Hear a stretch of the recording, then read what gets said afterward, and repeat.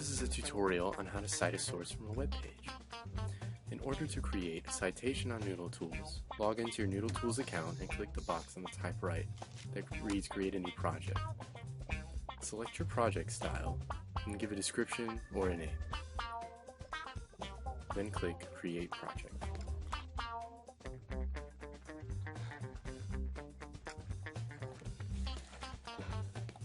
On the top of the page, under where it says Works Cited, select the medium of your source. It's encouraged to use print sources such as books and magazines, but many of your sources will also come from websites. Before you choose a website, you'll want to look over the trustworthiness of said website, but we'll get into that later in the presentation. We will start by finding the author of your source. On a website, the author's name is typically located at the top of the page near the title, as is in this website, or it can be located at the bottom of the page at the end of the article.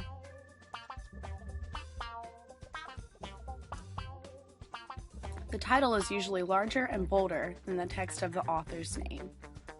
Once you have found the author's name, insert the name of the author and the title of the piece into Noodle Tools.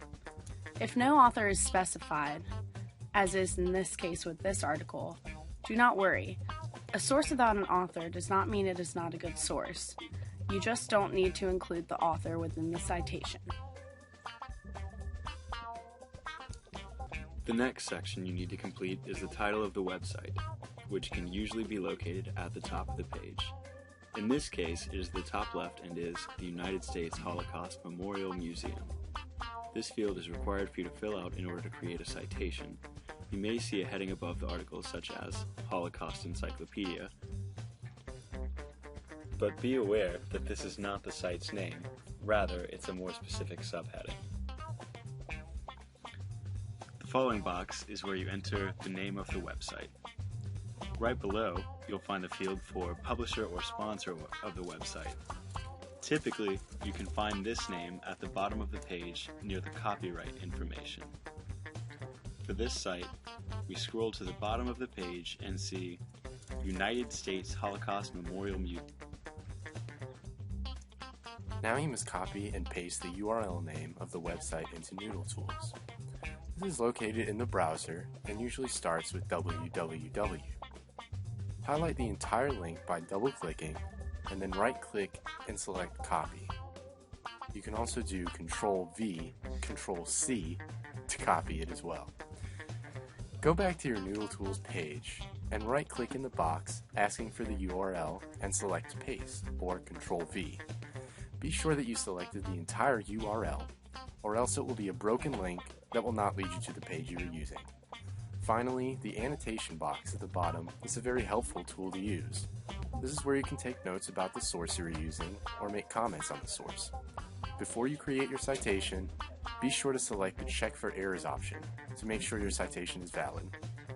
After you've checked it, click on Generate Citation, and you've completed your citing your first source. Congrats, kids! When determining the credibility of a website, you should always remember the acronym CARS, made up by McGraw-Hill. C is for credibility, A is for accuracy, R is for reasonableness, and S is for support. When determining the credibility of a site, the first thing you should check out is the author. In this site, the author's name is Ken Umbach. If you look at the site, you can see some keywords that point out that Ken Umbach is not a credible author. One thing is that he is long shrouded in mystery. He was also rumored to have been born in Ohio. And above, you'll see that this is a totally bogus biography. Those are keywords right there to point out that this author is not credible. It may not always be this easy, though. Several ways to test this would be, does the author provide contact information? Has this author been published anywhere else? Or is there any evidence that this author has training or education in the field? Ask yourself these questions when you look over a website. and try to think of other ones. The more questions you can answer, the more credible the website may be. Now we will assess the accuracy of the article, meaning how up-to-date is the article and how correct is the info being provided. For the sake of your project about the Holocaust, it is not a problem if the source was not made currently, as the topic is an event that has been archived throughout history. The first thing you see on this site is that it was created in 1993. The fact that the site is almost 20 years old means the information could be outdated. You can also look at the content of the article. The issue being discussed is growing Velcro crops. We all know that Velcro doesn't just grow from the ground, so there must be something wrong with the site if they are saying so. Another thing to look for is if there are any spelling or grammar issues, as a credible source has been reviewed numerous times. The next way we will assess this source is to look at the reasonableness of the information.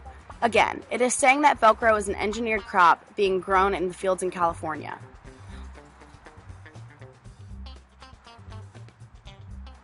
Although there is a chart with data, do not let that fool you. Charts are a good way for the author to prove that their information is correct. But if the content is totally false, like Velcro being grown in California, then it should not be trusted. This is when you should use your common sense when assessing the usefulness of a website. If you are unsure, look at more of the content throughout the site or do a search about the information being provided. In this case, they discuss that when being grown, the hook string must be grown in fields separated from the loop string. Using context clues and prior knowledge, you should be able to know if the information is accurate or false.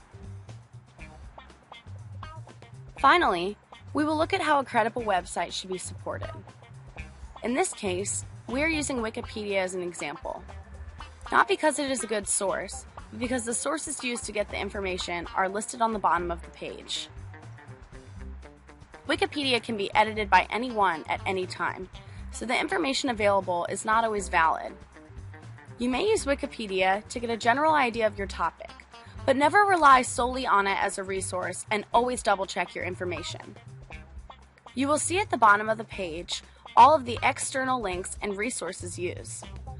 The last site on the list is the one that we originally cited on Noodle Tools.